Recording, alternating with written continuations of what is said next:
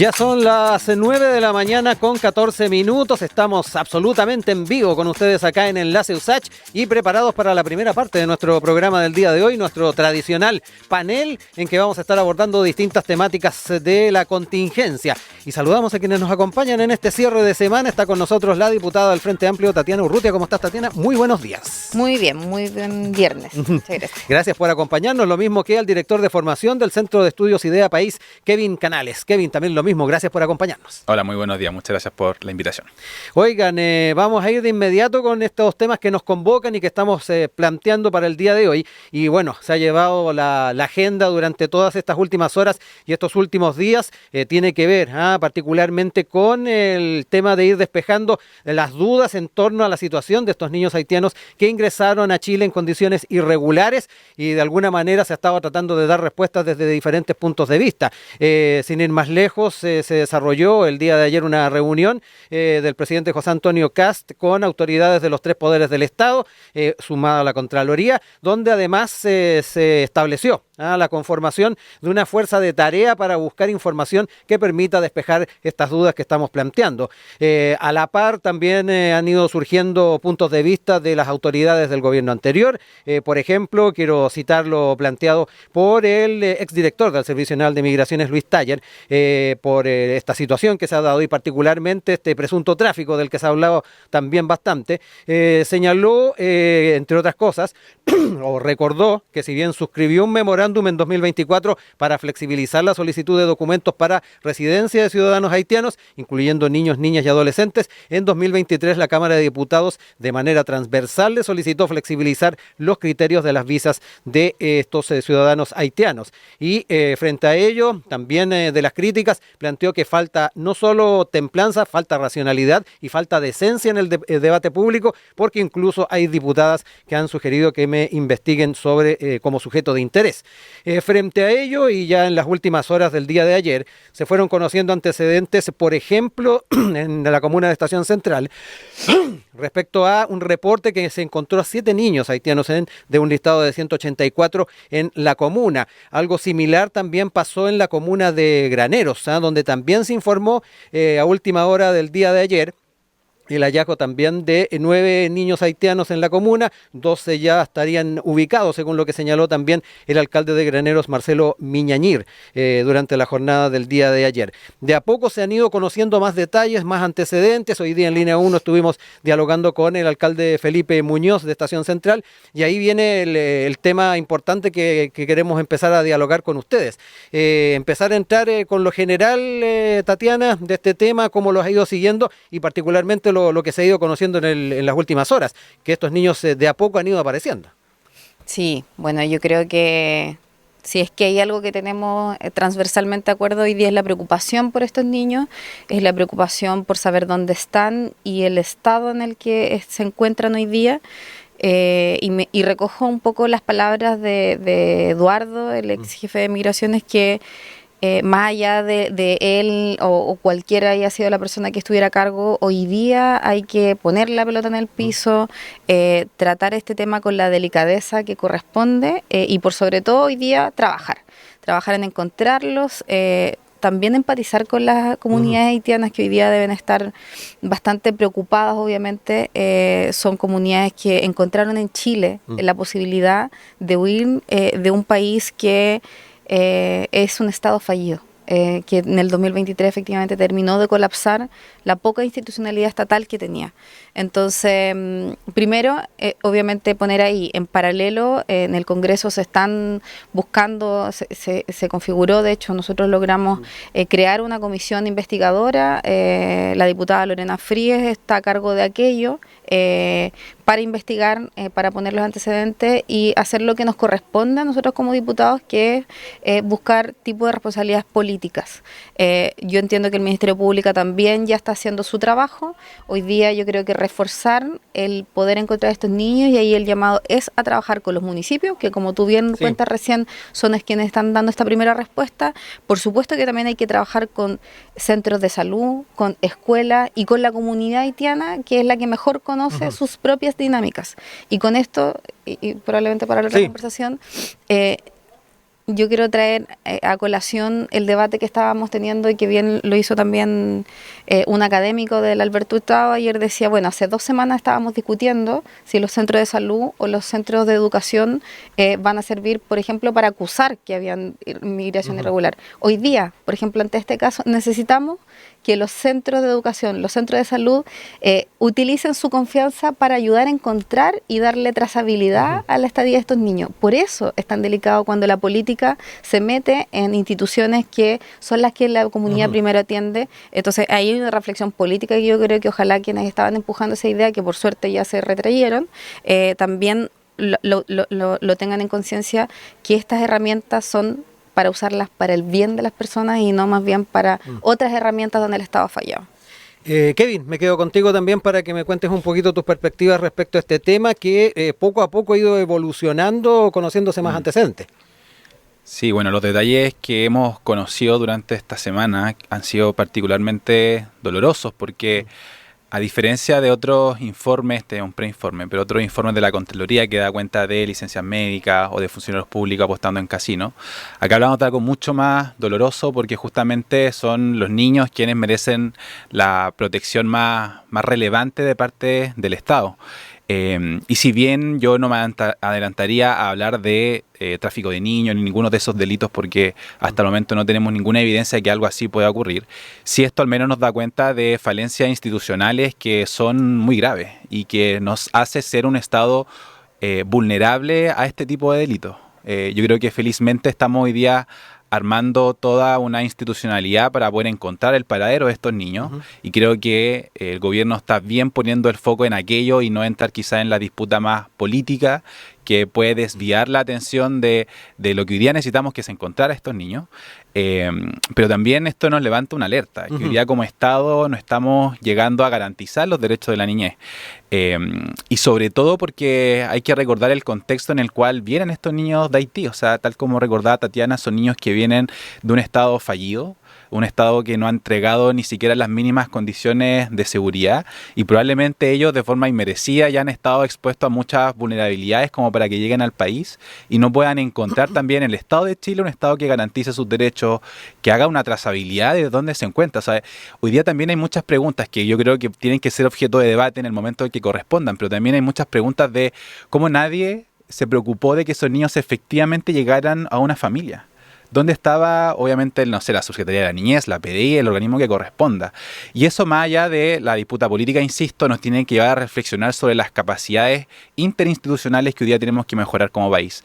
Tenemos, en materia de niñez, un problema grave en las residencias de cuidado alternativo, donde hay, a pesar de todas las reformas que hemos hecho, sigue existiendo hacinamiento, sigue existiendo personas no capacitadas, siguen existiendo en realidad una institucionalidad que está muy al debe respecto de garantizar el bienestar de los niños. Entonces, yo realmente creo que esto nos está dejando muchas preguntas, tal como ocurrió el año 2016 con el caso de Lisset Villa, que eso provocó todas unas reformas institucionales que hoy día vemos como insuficientes. Entonces, creo que, bueno, ahí Tatiana, por supuesto, tiene una labor bien importante en el Congreso y ojalá sea el espacio para llegar a esos acuerdos que nos permitan asegurar que estas cosas no vuelvan a ocurrir.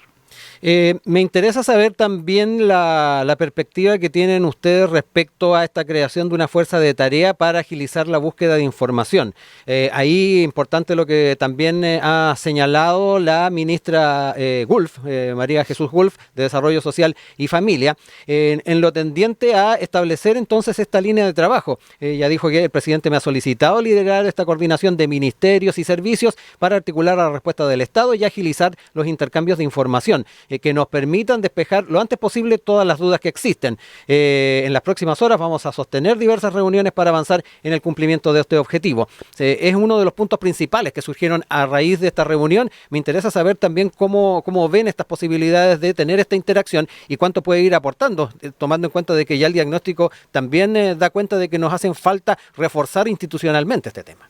Sí, de todas maneras, yo creo que el gobierno está haciendo lo que corresponde hoy día, que es poner a la institucionalidad, buscar a estas personas. Ya sabemos, los alcaldes están también trabajando con las oficinas de la niñez en cada uno de aquellos. Yo creo que probablemente vamos a seguir conociendo números de niños y es un buen momento, creo que para para buscar respuestas a esas preguntas que deja abiertas. Yo quiero detenerme un poco en el por qué, porque poco se habla de esto y se buscan responsabilidades en personas, pero efectivamente lo que compartimos es que hay una falla institucional y que viene obviamente no de un gobierno, sino que de varios gobiernos, y yo creo de un Estado que tanto en esta materia como en otras está atrasado respecto a la realidad y a la contingencia. La ley de migraciones, promulgada el año 2021, ingresada en el primer gobierno de Piñera, trabajada y promulgada durante el segundo gobierno de Piñera, tiene en el artículo 28, se refiere al ingreso de niños, niñas y adolescentes al país. Y es una referencia en particular, da todo un detalle de cómo deben entregar, qué papeles tienen que tener, cuáles son los lugares donde tiene que hacerse los controles, cuánto... por ejemplo, en este caso estamos hablando de la reunificación familiar, es una visa en particular que tiene por propósito reunificar familias.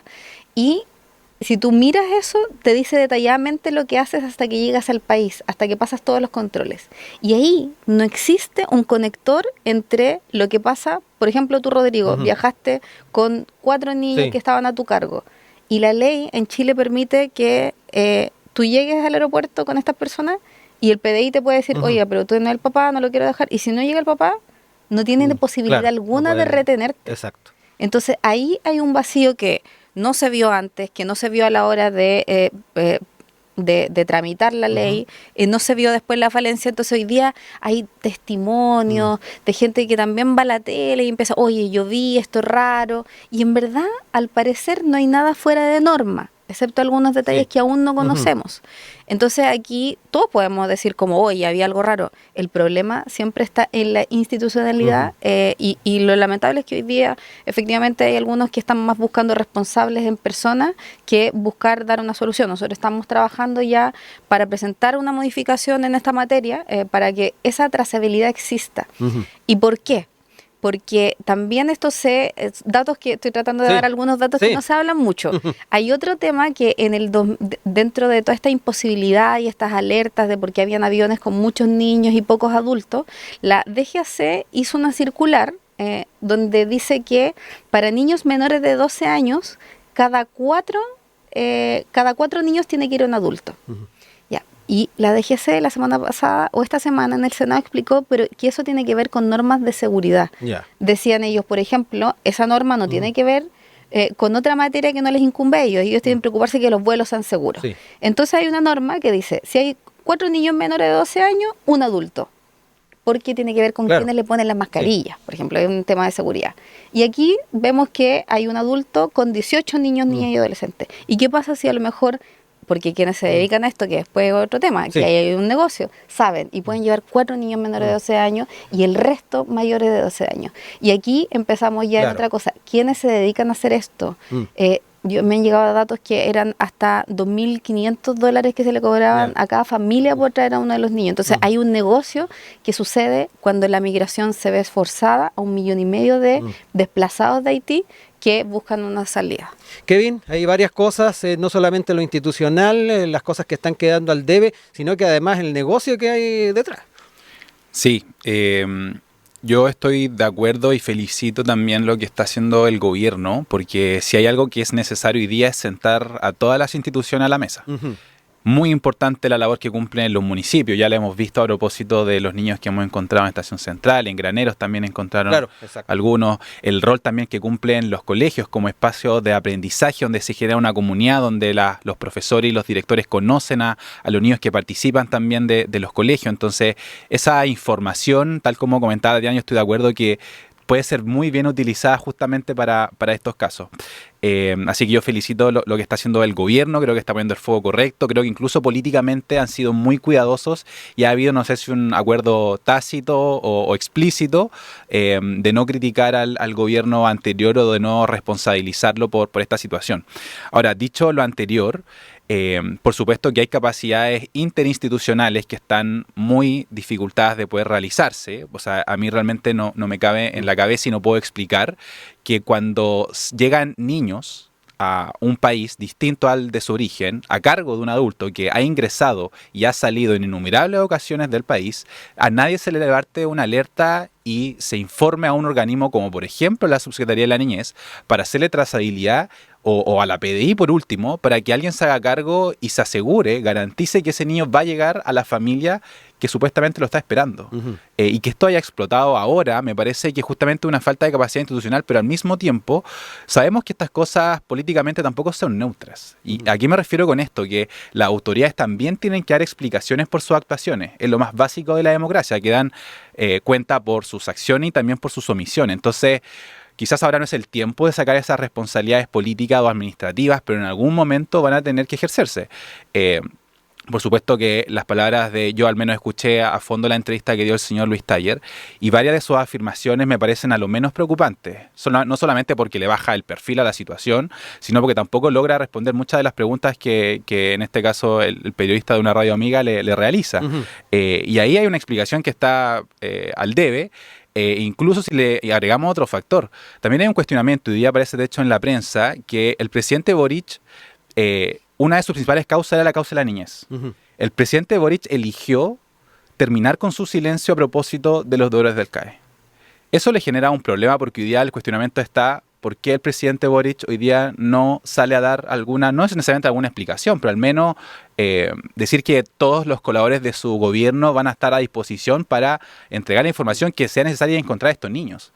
Y ese silencio que encontramos hoy día, que no se produjo a propósito de los deudores del CAE, por supuesto que le está generando un problema político y de hecho si uno ve más o menos cuál ha sido la reacción de la ciudadanía ante esto, naturalmente la gente tiende a echarle la culpa al gobierno anterior, que fue donde se produjo esta falta de capacidad, y que yo insisto, no es propio del gobierno anterior, sino que es consecuencia de una seguidilla de faltas en nuestra institucionalidad democrática, pero aislar la parte política va a ser completamente inevitable, y tal como ha ocurrido en otros gobiernos, como fue el segundo gobierno de Michelle Bachelet a propósito de la migración haitiana, creo que esto puede marcar un punto de inflexión respecto de la valoración que tenga la ciudadanía con el gobierno anterior. Tatiana, entremos también en el tema de las responsabilidades políticas, ya que lo pone sobre la mesa Kevin, de qué manera también va a ser importante llevar adelante aquello. Conversábamos también en otro programa el día de ayer con el diputado Jorge Guzmán, que también estaba ahí impulsando una comisión investigadora en la Cámara de Diputadas y Diputados sobre este tema. ¿Cómo ves también el tema de las responsabilidades que se puedan ir viendo? Sí, mira, yo creo, primero, el expresidente Boric, cuando salió a hablar, fue porque voceros de gobierno, ministros, estaban ante su orden de meterse a las cuentas de los deudores del CAE y dejarlo en 0 pesos. En vez de responder, estaban ellos mismos echándole la culpa al gobierno anterior y a promesas que se intentaron cumplir, pero que la derecha bloqueó desde la Cámara con la negación a discutir en el Senado el proyecto del FES. Y es ahí cuando el presidente Boric viene y responde, y más bien de dar instrucciones a sus exfuncionarios, porque eso no corresponde, lo que hace él es aclarar lo que sucedió, porque el presidente Boric quiso cumplir con la promesa que hizo, presentó un proyecto, en la Cámara de Diputados avanzó, y fue la derecha en la Comisión de Educación que bloqueó la conversación durante el último año. Nunca presentó lo que prometió en todo caso. Presentó un proyecto para aliviar la deuda del CAE, para condonar a aquellos no que estaban a condonar a aquellos que estaban al día. Que la promesa entiendo fue que, universal. bueno, pero no ni siquiera se presentó una propuesta. ¿Para qué iban a presentar una propuesta que no iba a tener ningún voto? Porque era inviable política y fiscalmente, y lo sabían cuando lo prometieron. De esto se trata. Buscar, mira, todos podríamos darle la vuelta a esto. Y yo podría decir, ¿quién fue el director de migraciones de Piñera? Que estuvo a cargo del servicio y que le tocó tramitar y estar encima de este vuelo, que dejó ese flanco abierto. Fue Álvaro Belolio. ¿Dónde está Álvaro Belolio? Es el jefe de estudio de presidencia. Está en el 2º piso, siendo uno de los principales asesores del presidente Kast.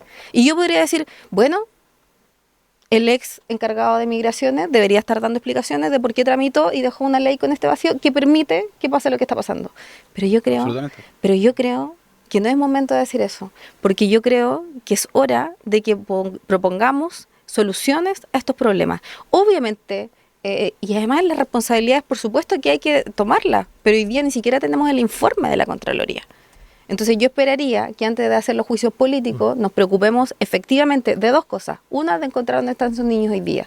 Y que cuando aparezcan, que yo espero que aparezcan todos, y yo espero que si hay casos que son más complejos, obviamente sean tratados por la justicia, que es donde corresponde, y ojalá al mundo político y sobre todo a este gobierno le preocupe el estado de las situaciones de los niños extranjeros en este país. Y no solamente cuando están perdidos y donde pueden sacar un provecho político, sino también las condiciones que viven hoy día en los campamentos, las condiciones en que hoy día esas familias tienen susto cuando se les promete que se les van a echar solamente por el tema de estar irregular y no poder acceder a papeles para entregar su regularidad, pues se les invita amablemente a salir del país a familias que no tienen ni siquiera dónde vivir. Entonces espero que esta preocupación por los niños, niñas y adolescentes extranjeros en Chile no se acabe una vez que este show político termine, sino que también se propongan políticas de continuidad de esa preocupación y que cambie lo que hemos visto hoy día de este gobierno respecto a su mirada migratoria. Kevin. Sí, me parece muy lamentable que se tilde de show político cuando el gobierno... No del gobierno, de los parlamentarios que están diciendo lo de Taller, perdón, okay, aclaro. Sí, porque sonó que la situación a propósito del gobierno, porque yo estoy en el Congreso, porque yo creo... los diputados, sí, pero por eso. Sí, no, si el ambiente en el Congreso lamentablemente no es el mejor, ni tampoco llama a la ciudadanía a participar políticamente, pero yo creo que justamente el gobierno está poniendo el tono necesario, o sea, creo que ha cuidado la forma de no criticar al gobierno anterior, pero eso no obsta de que los ciudadanos comunes y corrientes podamos hacer también esos análisis, porque es lo que corresponde justamente en una democracia que no existe en otros países, donde podamos criticar libremente a los gobiernos que pasaron, e incluso también al señor Belolio que tú comentas, que si hay alguien que tiene responsabilidad en aquello, pero por supuesto, y si esto hubiese ocurrido en este gobierno, también sería el primero en levantar la voz de alerta y buscar también en algún momento los responsables políticos, y eso no es lo que consiste. Ahora, yo tocaba el punto del señor Taller y de Gabriel Boric y en general del mundo del Frente Amplio, porque la verdad es que cuando uno ve las consecuencias del gobierno anterior, nunca escucha una autocrítica, y eso a mí me llama mucho la atención. ¿Hay algo que pudieron hacer mejor? Porque el señor Taller en ningún momento de la entrevista dice, mira, la verdad... Hicieron algunas denuncias, había algunos reportes, o sea, habían diputados que estaban fiscalizando esta situación en el aeropuerto, y como nadie instruyó a la subsecretaría de Niñez, por ejemplo, bueno, busquemos a estos niños, o sea, nadie sabía dónde estaban, o sea, eso es lo que yo hoy día echo de menos. Por supuesto que no es el momento para sacar provecho político y no hay que hacer un punto político de esto, porque, insisto, las fuerzas tienen que estar concentradas en encontrar el paradero de estos niños. Eso debe ser lo principal. Pero también da cuenta de una lógica donde nunca hay una responsabilidad de acuerdo a lo que se hizo. Pasa también, por supuesto, con el tema fiscal, también lo que comentaba Diana respecto del CAE, que realmente nunca presentaron un proyecto de condonación universal, aun cuando eso fue lo que prometieron en la campaña. Y efectivamente la derecha lo bloqueó porque nunca ha estado de acuerdo. Y porque era inviable fiscalmente. Si era un proyecto de condonación universal, implicaba al menos 10.000 millones de dólares. No, el proyecto yo no quisiera... era de condonación universal, por eso, lo dijiste recién. Exactamente. Entonces no involucraba pero es que yo estudié el tema y cuando hicimos los cálculos, la condonación universal de la campaña costaba 10.000 millones de dólares. ¿Dónde iban a sacar ese la promesa dinero? de la expulsión Yo realmente de las 300.000 no sé personas cuánto. que prometió el presidente Kast expulsar? O sea, es que, mira, yo no soy oficialista, entonces por tanto no te podría dar una respuesta. Pero podríamos hacer el cálculo, no lo sé, probablemente es muy caro, pero yo no estoy de acuerdo con que se expulse a mansalva a cualquier persona acá de nuestro país. Yo al menos, y de hecho, hablaba en promesa. Idea País tenemos también incluso y tampoco hay que entrar en la lógica del empate. Sí, yo creo que lo que corresponde a los políticos es que se hagan también responsables de sus promesas. Entonces, en la medida en que se prometió algo, nunca se presentó y efectivamente la derecha lo rechazó porque era un proyecto completamente regresivo. Y eso me parece natural y deseable incluso en una democracia donde existe una oposición. Entonces, solamente para terminar el punto, que lo que a mí me interesa es sobre todo la falta de autocrítica, que de hecho lo consigna en un libro muy bueno que recomiendo a la gente que nos escucha leer, de Daniel Mansuy, Los inocentes al poder, porque da cuenta de que siempre la culpa es de alguien más y no de las promesas que se hicieron y que nunca fueron viables, ni política, ni al caso del CAE fiscalmente. Cierro el tema con ustedes ahora, unos minutitos también para ir de alguna manera cerrando ideas. Para que nos escuchan, Daniel Mansuy también tiene una postura clara de opositora al gobierno anterior, así que digo, como para no decir que un libro súper neutral y que tiene una... la naturalidad. Por eso, pero yo también podría empezar a dar libros que critican al sector de la derecha, pero no tiene sentido. Sobre promesa, bueno, la promesa de los 300.000 expulsados, más allá de que te guste o no, es una promesa del presidente Kast que hizo y que aunque quisiera, porque aquí en este caso está en sus manos, no tiene que pasar por el Congreso, aunque quisiera no lo puede hacer. Al ritmo que va se demorarían 12 años más o menos, o más, no me acuerdo cuántos años, pero eran mucho más de 10. No pueden hacerlo en 4 años. Segundo, si seguimos hablando de las promesas del presidente Boric, yo voy a seguir hablando, y me dices que no vale el empate, pero tú trajiste al presidente Boric para hablar de esto. Sobre la autocrítica, el otro día escuchaba a la propia ministra Toas, la ex ministra Toas, decía que nunca había habido en Chile un presidente que usara más la autocrítica como parte de su quehacer a diario. Y creo que tanto el presidente Boric como yo misma aquí, el alcalde Bodanovich, cuántas veces en todas las entrevistas su palabra que más se usa es la autocrítica, y aquí pareciera que habían algunos que esperan que se pida disculpa por la irrupción del Frente Amplio en la política. Yo creo que ha cambiado efectivamente algunos ejes, hemos hecho un aporte como también lo han hecho los otros partidos a lo largo de la historia, y si hay algunos que esperan que el Frente Amplio esté de rodillas haciendo autocrítica todos los días, lamentablemente eso no va a pasar, porque nosotros estamos pensando en el futuro, estamos haciendo obviamente evaluaciones de cuando gobernamos y estamos buscando proponer una alternativa para el futuro. Y por último, yo quiero hacer un llamado en esto, es en que a cuidar la figura de la reunificación familiar. Creo que si hay algo importante es que hoy día la comunidad chilena está conociendo esta figura masivamente. ¿Qué significa? Esto significa juntar a la familia. Este es un gobierno que dice proteger a la familia. Esperemos que eso también no solamente sea para este momento, sino que también piensen en todas esas familias trabajadoras que han venido a Chile a aportar, que no están delinquiendo, también que no solamente la solución es invitarlos a salir del país para postular y después ver si vuelven, sino que también buscar separar la paja del trigo, separar a aquellos delincuentes, expulsarlos lo antes posible, pero también darle una alternativa a la familia chilena, y que no empecemos, después que terminemos esto, de subir los estándares para la reunificación familiar, porque ese es un avance que se logró en materia de derechos humanos a nivel internacional, y esperemos que esto no sirva de excusa para después dejar de traer a los niños que necesitan reunirse con sus familias en Chile. Kevin, para cerrar el bloque. No, yo solamente decir que las críticas o en verdad los comentarios que estoy haciendo sobre el gobierno anterior, es solamente por la lógica que hay detrás. Lo que hemos visto, por ejemplo, cuando el presidente Boric justamente pone ese tuit sobre la condonación del CAE, él tampoco en ningún momento dice: la verdad es que hicimos una promesa que no era viable. Y esa es un reconocimiento que había que hacerlo, porque se generaba una expectativa a la ciudadanía de la condonación de una deuda que nunca iba a ser tal, y eso provocó que mucha gente dejara de pagar y creyera que nunca realmente se lo iban a cobrar. Y eso generó algo. Entonces, cuando el presidente sale a hablar, yo esperaría que, junto con reconocer que puede ser que hay algunas autoridades del gobierno actual que hayan excedido sus críticas, haya un reconocimiento de que eso fue un fracaso. Y lo mismo con muchas otras de las situaciones que han ocurrido, en particular esta también. Uno escucha a las personas del gobierno anterior que razonablemente están planteando sus puntos, pero pareciera que la importancia, y salen en la prensa como para poder exculparse. Eso al menos fue la sensación que me dio a mí a propósito de la entrevista de ayer del exdirector de Inmigración. Entonces, esa lógica de siempre parecer transparente a la ciudadanía, que de hecho fue lo que pasó en esta conferencia, no sé si se recuerdan, de 1 hora que dio el presidente Boric a propósito del caso Monsalve, era todo el rato la lógica de decir: nosotros tenemos las manos limpias, nosotros no participamos de esto. Y ahí también hay tirar como por abajo de la alfombra muchas de las autocríticas y muchas de las falencias que sí ocurrieron, que por supuesto que no tienen toda la culpa. He insistido mucho en el punto de que este tema no tiene que ver necesariamente con lo hecho por las autoridades en el gobierno anterior, sino que tiene que ver con una falla estructural del Estado de Chile, y que eso atraviesa a distintos gobiernos. Ya son las 9:47. Seguimos con nuestros panelistas de hoy, con Kevin Canales, director de formación del Centro de Estudios Idea País, con Tatiana Urrutia, diputada del Frente Amplio, abordando los temas de actualidad y hablando del tema de las responsabilidades. Queremos quedarnos también con la comisión, que en particular ha estado revisando, analizando el tema de la acusación constitucional contra el exministro de Hacienda, Nicolás Grau. En ese sentido, queremos ir revisando también los llamados que se han hecho para poder conocer la perspectiva de algunos expertos. Y aquí cito lo que trae cooperativa.cl a propósito de la jornada del día de ayer. donde estuvieron invitados a esta comisión distintos expertos a propósito de este riesgo país que implicaría esta acusación constitucional contra Grau, y en ese sentido queremos ir revisando algunos de los puntos que se plantearon. Hubo cuestionamientos, ya lo decíamos, de los fundamentos técnicos y políticos del libelo.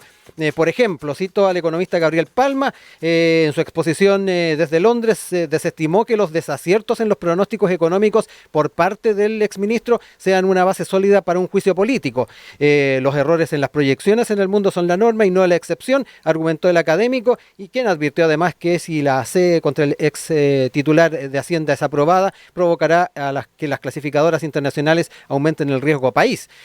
Otra de las miradas es del contador y perito judicial financiero Jorge Berríos, quien en su exposición dijo que posiblemente no se estaría conversando el tema si Chile tuviese una deuda del 10% del PIB y no hubiera déficit estructural. Yo puedo decir fehacientemente que la responsabilidad en el déficit es transversal, no es de una persona. Las alertas hace bastante tiempo que se dieron y hace tiempo que debió haberse tomado la situación fiscal, por lo que puede que el exministro esté cargando con la culpa porque la bomba explotó. Son algunas de las miradas. También la expresidenta del TC, Marisol Peña, también acudió a esta invitación, desestimó los méritos de la acusación. Me pregunto si los honorables diputados que han firmado el libelo acusatorio realmente indagaron en profundidad la ley 21.683 que promueve la responsabilidad y transparencia en la gestión financiera. En mi concepto, el mérito del libelo acusatorio no logra, desde el punto de vista constitucional, acreditar la infracción precisa de deberes constitucionales o legales. Kevin, me quedo contigo para entrar en esto. Muy de acuerdo con todas las personas y todos los expertos que pasaron por esa comisión. En general, en todas las acusaciones constitucionales, cuando uno escucha a los expertos, nunca se cumplen las causales que establece la Constitución, y eso da cuenta un poco de cómo esta herramienta se ha mal utilizado como una herramienta meramente política. Sabemos que tiene una característica política porque está alojado en el Congreso, que es una institución política, pero que la Constitución establece causales jurídicas que tienen que ver con infracción a la ley o dejar sin ejecución. Yo creo que tiene un problema bien importante esta acusación, porque una cosa es encontrar que el gobierno anterior tuvo una mala gestión en materia fiscal, pero el salto de eso a la infracción constitucional es algo que hoy día no está demostrado, y al parecer las causales que tiene la Constitución son muy exigentes para que realmente se puedan cumplir. Además, yo he sido siempre súper insistente en esto, creo que es un mal timing, o sea, creo que fricciona innecesariamente las fuerzas del Congreso, que además se necesitan para aprobar esta reforma que es fundamental para los años que vienen en el gobierno. Creo que además esta herramienta ojalá pueda ser modificada en el corto, el mediano o largo plazo, pero que sea modificada. Me parece excesiva la inhabilidad de 5 años, porque cuando se creó esta herramienta constitucional, lo que se esperaba era que poder sacar quizá a un ministro que efectivamente había torcido la ley y evitar que luego sea puesto en otros cargos, como simplemente, bueno, lo sacamos de ministro, pero que después siga trabajando en el Estado y que pueda hacer como un posible daño.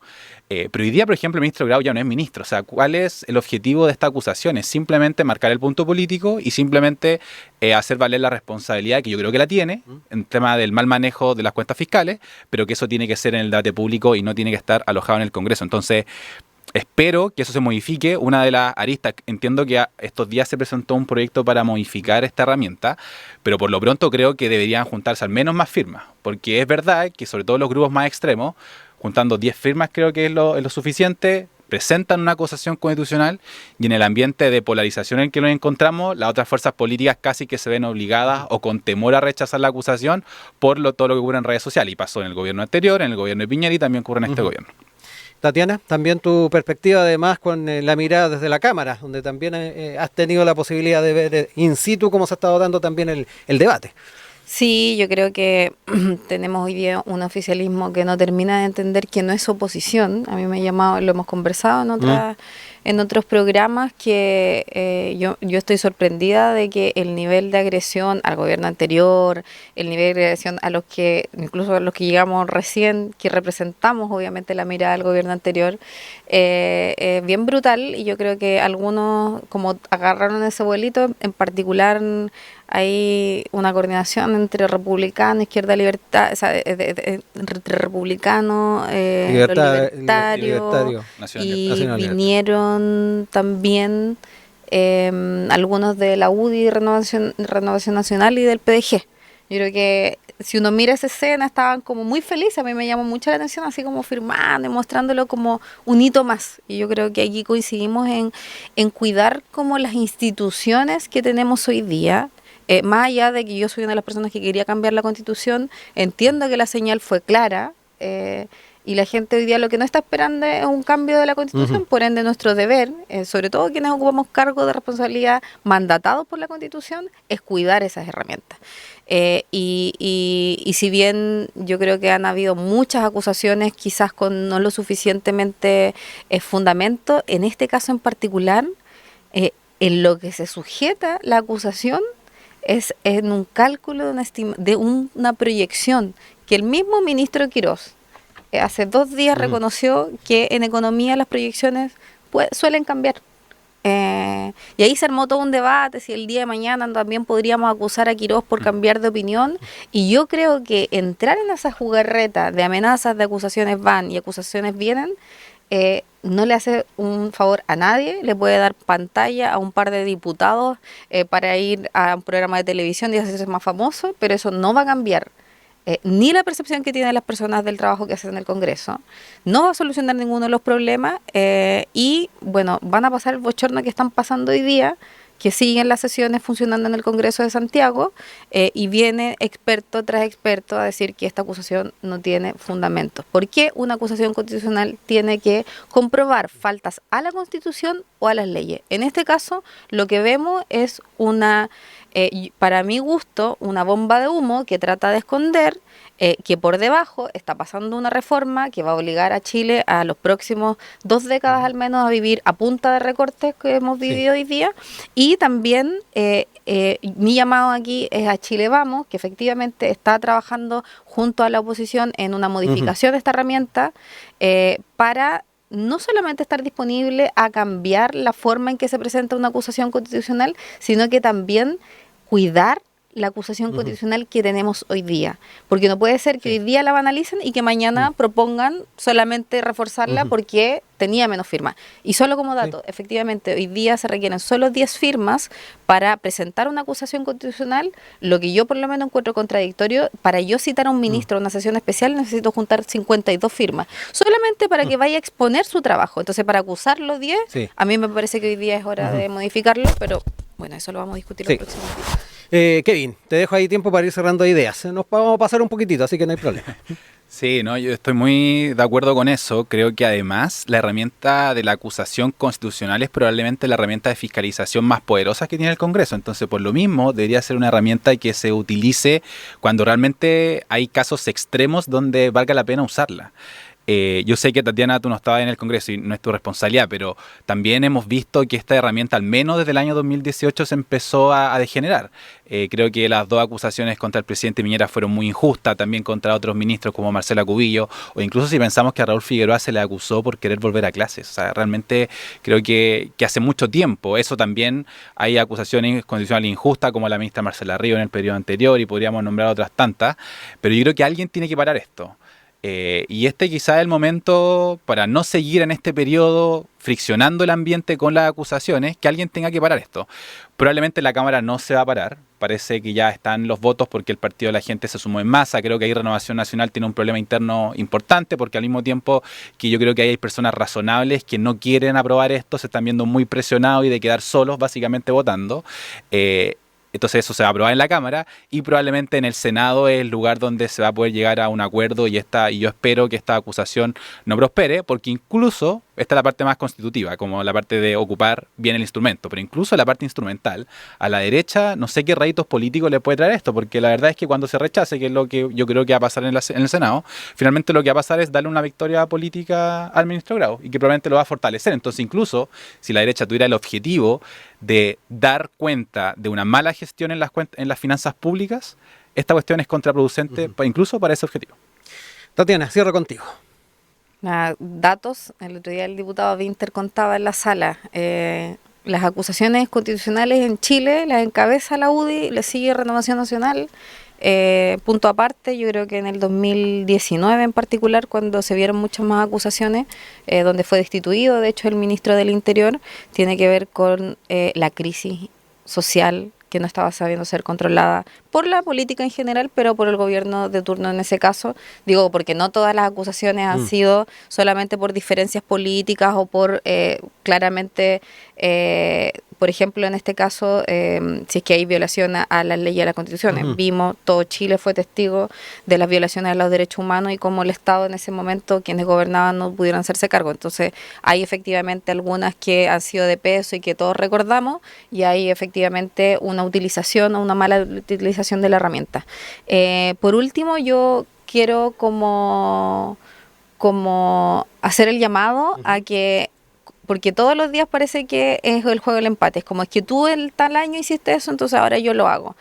Pero al mismo tiempo, cuando termina un gobierno, se dice como, oye, pero es que ustedes fueron muy malos conmigo. Entonces, es como el huevo de la gallina. Si todo el rato vamos a estar justificando las acusaciones actuales por las malas acusaciones que se hicieron anterior, entonces no vamos a parar nunca. Entonces, yo espero que efectivamente tenemos aquí un consenso. Yo sé que hay diputados como la diputada Jimena Sandón, que ha dicho también que ella no va a apoyar esto. Lamentablemente, yo ayer escuché al presidente de la Cámara que la UDI va a votar alineada a favor de esto, a pesar de que yo creo que, o sea, tomaron una decisión incluso antes de escuchar a todos los expertos, porque estábamos en paralelo, los expertos sesionando y el presidente de la Cámara, que quiere además ser presidente de la UDI, anunciando todo el voto en bloque. Entonces, está claro que hay una definición política por mantener esta conversación vigente mientras están pasando cosas bien complejas, por ejemplo, en la Comisión de Seguridad, donde estoy yo, mientras están pasando, por ejemplo, la rebaja de los subsidios a personas mayores y con discapacidad, que este año